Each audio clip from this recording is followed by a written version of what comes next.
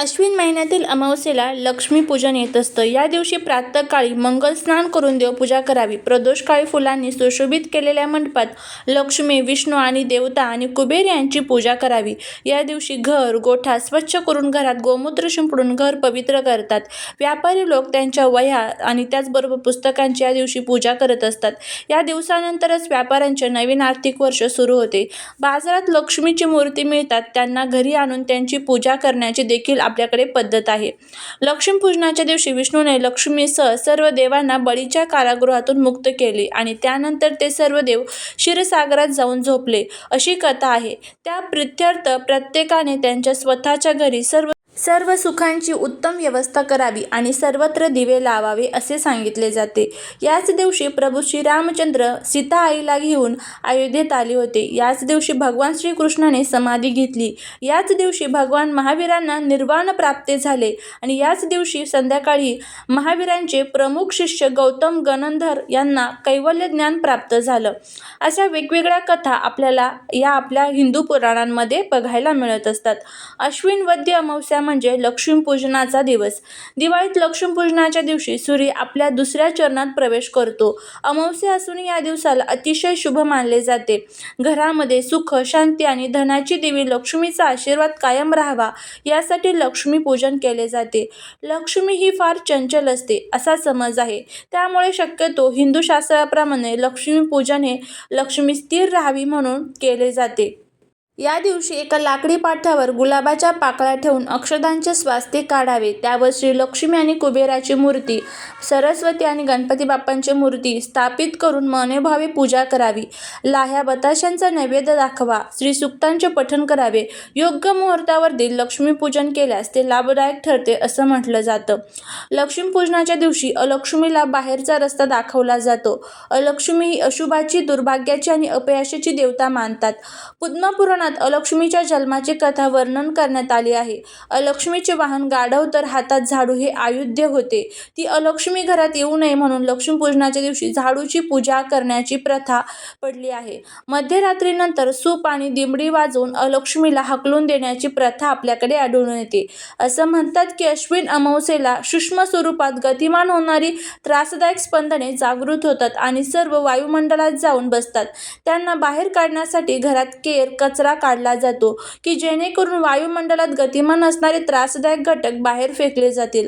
घराचे पावित्र्य टिकून राहावे म्हणून अश्विन अमावस्येच्या रात्री अलक्ष्मी निवारण करण्यासाठी रात्री 12 वाजता घरात केर काढतात. अजूनही एक महत्त्वाची गोष्ट म्हणजे लक्ष्मीपूजनाच्या दिवशी केली जाते ती म्हणजे नव्या झाडूची खरेदी. झाडूला साक्षात लक्ष्मी मानून तिच्यावर पाणी शिंपडून तिला सवासन लक्ष्मी मानून तिची हळदी कुंकू वाहून मनोभावे पूजा करतात आणि नंतरच घरात वापरण्यासाठी सुरुवात करत असतात. प्रत्येक राज्यात लक्ष्मीपूजनाची एक वेगळी पद्धत आहे आणि आपल्या आपल्या राज्यानुसार आपण ती पद्धत सुद्धा वापरावी आणि त्याचनुसार आपण लक्ष्मीपूजन करावं. लक्ष्मीपूजन हा आपल्या हिंदू धर्मातील सर्वात मोठा दिवस मानला जातो. या दिवशी आपण आपल्या घरामध्ये काही चुका प्रामुख्याने टाळत असतो. त्यामध्येच काही भाज्या अशा आहेत त्या आपल्याला घरामध्ये या दिवशी खाल्ल्या जात नाही आणि त्याचबरोबर अशा ज्या 2 भाज्या आहेत त्या लक्ष्मीला अतिप्रिय आहेत आणि ह्या भाज्या जर आपण खाल्ल्या तर माता लक्ष्मीचा आपल्या घरावरती कृपा होत असते. घरामध्ये कधीच सुख, समृद्धी, आरोग्याची कधीच कमतरता राहत नाही. घर नेहमी धनधान्याने भरलेलं राहतं.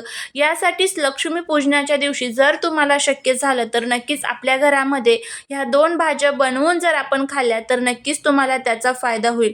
तर आता ह्या कोणकोणत्या भाज्या आहेत त्याबद्दलची संपूर्ण माहिती आजच्या व्हिडिओमध्ये आपण घेणार आहोत.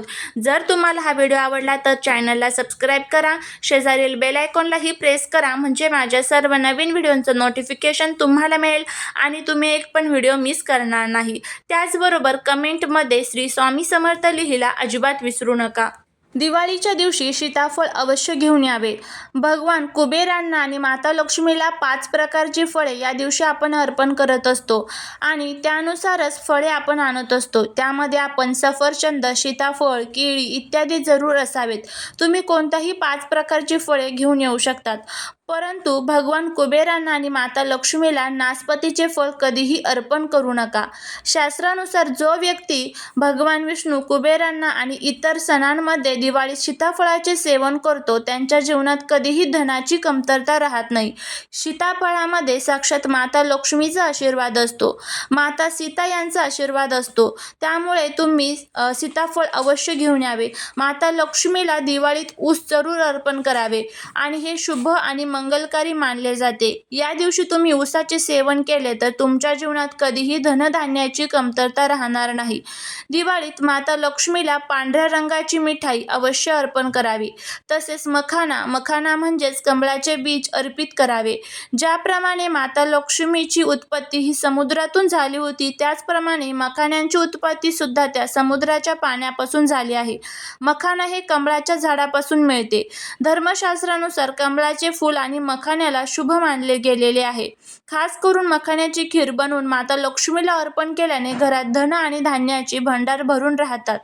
धर्मशास्त्रानुसार दीपावलीच्या पूजेत गणपती बाप्पाला जो दुर्वा अर्पण करतो तो कधीही गरीब राहत नाही. असा व्यक्ती स्वतःच धनी असतो. या दिवशी प्रसाद स्वरूप दुर्वा अवश्य अर्पित कराव्यात. जो व्यक्ती माता लक्ष्मीला खीर अर्पण करतो त्यांच्या कुंडलीतील दोष दूर होतात, तो धनवान होतो. माता लक्ष्मीला प्रसाद अर्पण केल्यानंतर परिवाराला खीर प्रसाद स्वरूपात द्यावी. यामुळे तुमचे नशीब उघडेल आणि धनसंपत्ती ऐश्वर्याचा वास त्यांच्या जीवनात नेहमी होतो.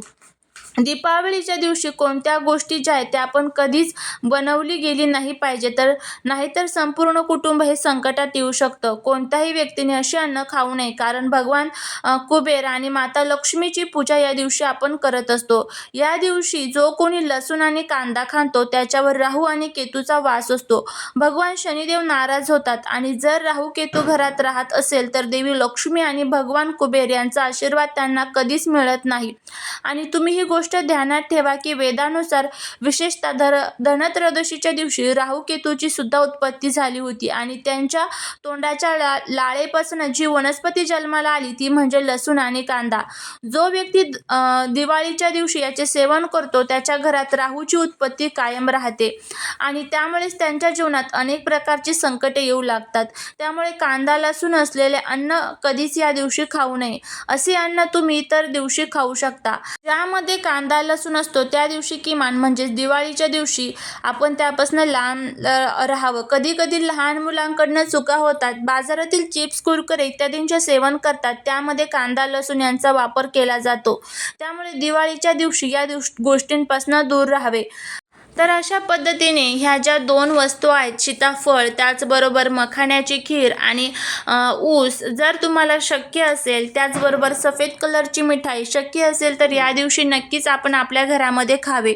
यामुळे माता लक्ष्मी आपल्या घरावरती प्रसन्न होत असतात आणि घरातील जे काही दारिद्र्य आहे तर ते दूर करण्यासाठी आपल्याला मदत होत असते.